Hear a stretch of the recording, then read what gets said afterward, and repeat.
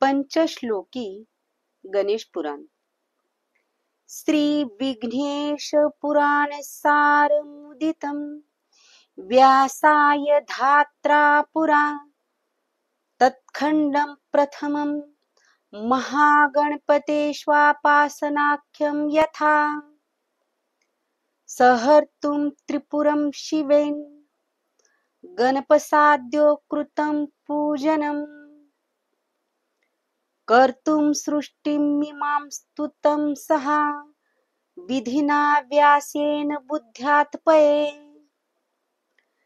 संकटशाच्च विनायकस्य च मनोस्थानस्य तीर्थस्य वे दुर्वाणां महिमेति भक्तिचरितं तत्पार्थिवस्यार्चनम् ते भूयर्यदभिस्थितं गणपतिस्तत्तत्पृष्ठतुष्टददो ता सर्वान् समर्थ एव कथितुं ब्रह्मा कुतो मानवः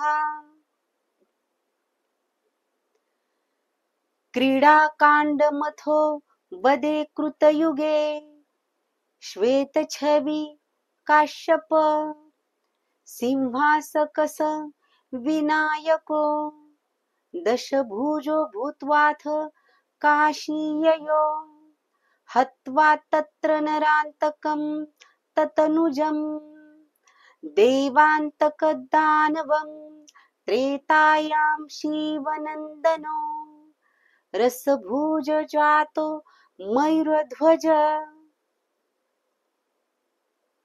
हत्वा तं कमलासुरं च सगुणं सिन्धुं महादैत्यपं पश्चात् सिद्धिमतीसुते कमलजस्तस्मै च ज्ञानं ददौ द्वापारे तु गजाननो युगभुजो गौरीसूत सिन्दूरं सम्मर्द्य स्वकरेण तं निजमुखे चाकुध्वजो लिप्तवान्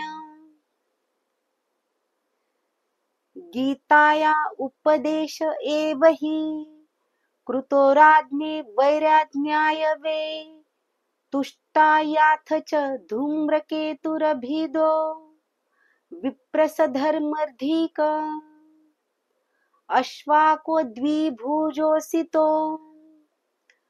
गणपतिम्लेच्छान्तक स्वर्णद क्रीडाकाण्डमिदं गणस्य हरिणा प्रोक्तं विधात्रे पुरा एतच्छलोकसूपचङ्कं प्रतिदिनं भक्त्या पठेद् पुमान् निर्वाणं परं व्रजेस्त सकलान् भुक्ता सुभोगानपि। इति पंचश्लोकी गणेश पुराण समाप्त.